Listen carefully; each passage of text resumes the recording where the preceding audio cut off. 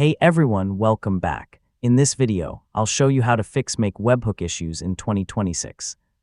If your webhook isn't triggering, data isn't being received, or your automation isn't starting, this guide will walk you through the most effective solutions step by step.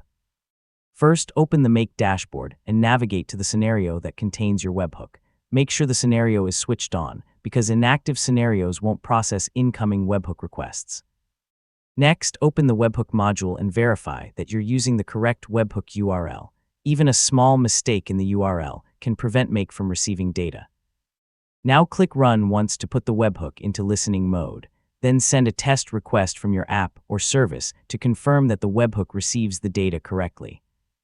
Next, review the incoming request and make sure it contains the required fields in the expected format, such as JSON or form data. Incorrect or missing data can cause the webhook to fail. If the webhook still isn't working, check the app or service sending the request. Verify that it's using the correct HTTP method, headers, authentication, and webhook address. Now open the execution history in Make and review any error messages. The logs can help you identify whether the issue is related to the webhook, data mapping, or another module in your scenario.